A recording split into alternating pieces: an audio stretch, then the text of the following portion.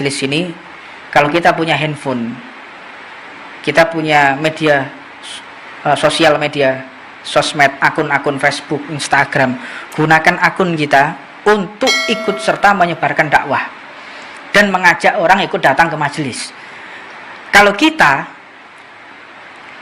mengajak satu orang ini, ayo mas, ayo bro, melok aku bro untuk majelis.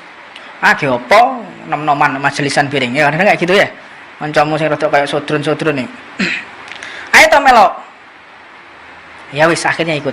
Dia ikut dan akhirnya dia mendengarkan dan dia mengamalkan apa yang dia dengarkan di majelis. Ketika kita mati, dia masih mengamalkan itu, pahala kita tidak diputus oleh Allah. Apalagi kalau dia punya anak nantinya dan anaknya diajarkan seperti dia, gara-gara kita ngajak dia ke majelis, berapa jumlah pahala.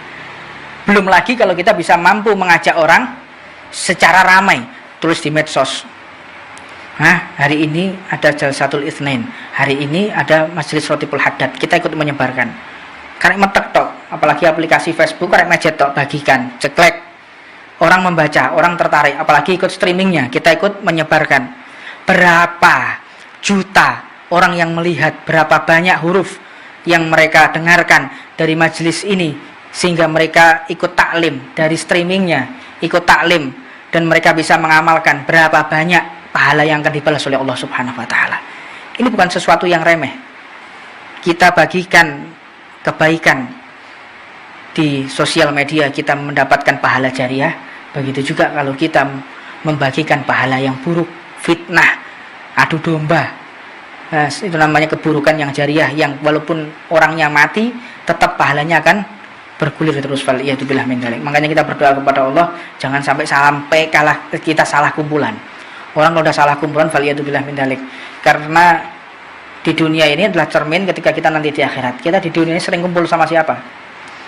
Kita di dunia ini mengidolakan siapa? Kita di dunia ini sering mana? Duduk di tempat maksiat atau di tempat-tempat yang baik? Lebih sering mana? Itu adalah gambaran ketika kita di akhirat. Sebetulnya kita semuanya sudah tahu, kita mau di surga atau neraka, sudah tahu semua, Pak.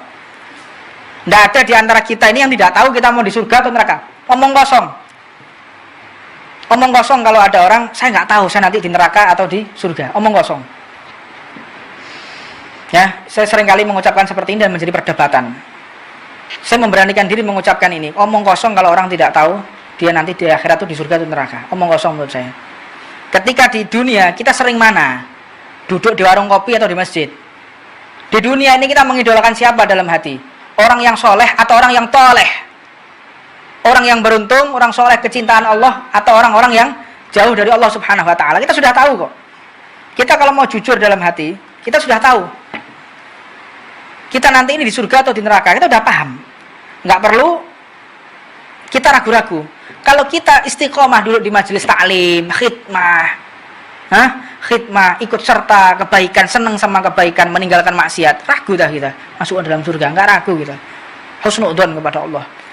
Karena ini adalah perisai yang paling mahal dari Allah, majelis taklim. Dan tanda yang paling besar dari Allah ketika kita menjadi hamba yang diridhoi oleh Allah Subhanahu wa Ta'ala. Itu ketika kita dihadirkan jasad kita, anggota tubuh kita duduk di majelis taklim, ini sudah satu bentuk tanda besar kalau Allah telah ridho kepada kita. Dan ketika Allah tidak ridho, nggak mungkin kita bisa hadir di tengah-tengah ini. Nggak mungkin.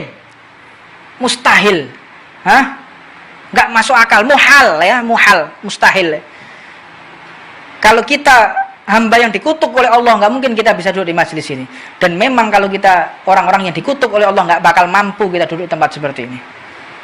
Karena satu hal, banyak dari santri-santri yang bertanya, Bib, ketika membaca la ilaha illallahnya di Rotibul Haddad, Habib ini agak panjang huruf lamnya. La ilaha illallah, la ilaha illallah. Kok la ilaha illallah, kenapa? Makanya orang-orang seperti itu saya suka ya. Kenapa? Dia mengkritisi. Enggak seperti itu. Coba baca. Orang yang membaca la ilaha illallah, lamnya dipanjangkan, dia mulai lahir sampai mati, dosanya dihapus oleh Allah Subhanahu wa Ta'ala dengan satu kali ucapan. Kalau sudah dirinya dihapus dosanya, dia masih mengucapkan itu, dosa kakek moyangnya sampai ke atas dihapus juga oleh Allah. Sudah dihapus juga seluruh tetangga-tetangganya, dosanya dihapus semua oleh Allah Subhanahu wa Ta'ala. Baca la ilaha illallah dengan huruf lamnya dipanjangkan. Makanya la ilaha illallah, la ilaha illallah, huruf lamnya dipanjangkan. Anda membaca seperti itu, yang Allah telah ridho, lisan kita mengucapkan nama Allah. Allah hadirkan tubuh kita di tempat ini. Ini pertanda Allah telah ridho kepada kita. Kalau Allah nggak ridho, nggak mungkin, Pak. Nggak mungkin kita bisa hadir di tempat ini. Muhal, mustahil. Makanya sulit orang mau hadir di majelis ta'lim ini, sulitnya setengah mati. Sulit. Ada aja. Makanya Allah tuh memberikan hidayah di dalam majelis bukan pada saat kita semangat. Saat kita merindukan majelis, semangat-semangatnya itu biasa. Namun ketika kita ada halangan, ada satu permasalahan yang membuat kita tidak bisa hadir di dalam majelis, disitulah Allah turunkan hidayah. Sir rahasia majelis ada di situ. Kalau kita sudah ada halangan, kalau kita ada rintangan, ada cobaan, malas, gangguan di jalan, sehingga kita harus kembali pulang, itu Allah sediakan hidayah, Allah sediakan sir rahasia dari kemuliaan orang-orang yang ada di dalam majelis ta'lim. Dan disebutkan hal ini, beliau Imam Abdullah bin Haddad mengatakan, kenapa kita ungkapkan seperti ini? Ini tiada lain agar hamba kita sebagai ciptaan Allah itu mengakui bahwa dalam mendirikan ibadah ini adalah bentuk suatu kewajiban. Dan ketika kita mendirikan ibadah bukan hanya untuk menggugurkan kewajiban. Kita sholat, ini bentuk kewajiban, tapi bukan bertujuan untuk menggugurkan kewajiban. Makanya orang itu beribadah ada 3 hal. Di dunia ini hamba Allah ada 3 hal. Yang pertama itu adalah ibadahnya orang seperti pedagang, laba rugi yang dihitung. Kalau dodolan, aku lek taat tok ngene donya 60 tahun, saya akan bahagia selama-lamanya.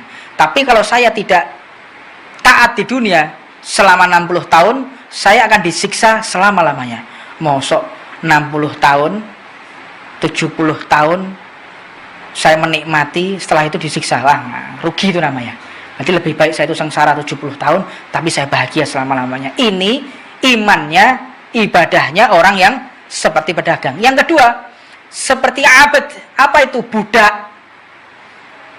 Aku lek sampai gak di melaksanakan sholat, gak melaksanakan perintah Allah, disiksa habis-habisan. Takut bawaannya. Ini ibadahnya budak gitu ya. Orang budak. Adapun yang ketiga, ibadahnya orang yang ikhlas, mereka tidak butuh di surga dan mereka tidak butuh juga dan mereka tidak takut atas neraka. Mereka adalah orang-orang yang ikhlas.